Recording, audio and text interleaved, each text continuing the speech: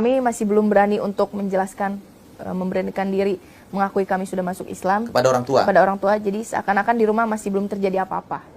Nah, terus? Sampai saatnya ada hari raya besar agama keyakinan kami yang sebelumnya. Di situ saya melarikan diri karena memang sudah tidak ingin berada di zona itu lagi, sehingga menimbulkan suatu kecurigaan dari orang tua saya. Padahal sebelumnya itu kalian berdua biasa ikut hari besar tersebut. Iya, betul. Tapi hari itu enggak mau.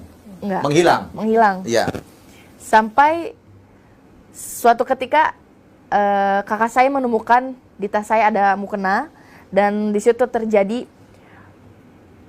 suatu masalah yang sangat besar antara saya dengan orang tua. Di situ kita benar-benar marah, emosi gitu. Sampai keesokan harinya tiba-tiba orang tua saya mendatangkan 2 laki-laki. Itu saya tidak mengenal. Lalu tiba-tiba datang juga mobil 2 parkir di depan rumah saya. Itu saya juga ini bertanya-tanya, ini maksudnya apa? Saya disergap oleh saudara saya.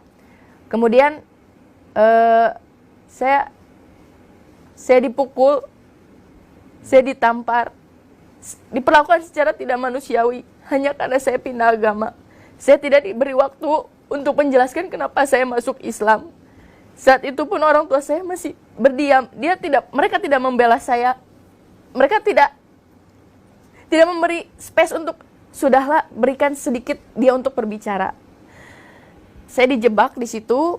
Akhirnya saya dibawa ke tempat rumah pemulihan orang depresi. Ternyata mereka mengklaim bahwa saya itu gila, saya depresi. Dianggap depresi. Iya, gitu. betul. Nah.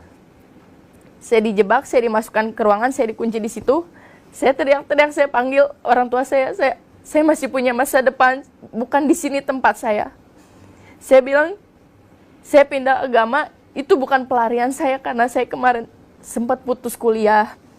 Tapi ternyata orang tua saya terbawa doktrin, gitu. Jadi lebih percaya saudara-saudara saya yang mendoktrin bahwa Islam itu sangat buruk. Sampai akhirnya saya 2 minggu berada di rumah pemulihan itu. Kalau Amir sendiri, bagaimana waktu itu? Saat kakak saya disergap, saya nggak dikasih tahu sama sekali keadaan kakak saya di mana. Seminggu itu saya diinterogasi, tapi saya nggak mau ngasih tahu karena saya takut. Lalu akhirnya saya dibawa ke tempat ibadah agama saya yang sebelumnya. Saya disuruh maju ke depan. Lalu saya dipaksa oleh pemuka agamanya mengakui bahwa Nabi Isa itu Tuhan. Awalnya saya tidak mau, dan saya di situ mengaku kalau saya itu Islam. Lalu rambut saya dijambak dan dipaksa terus kalau mengakui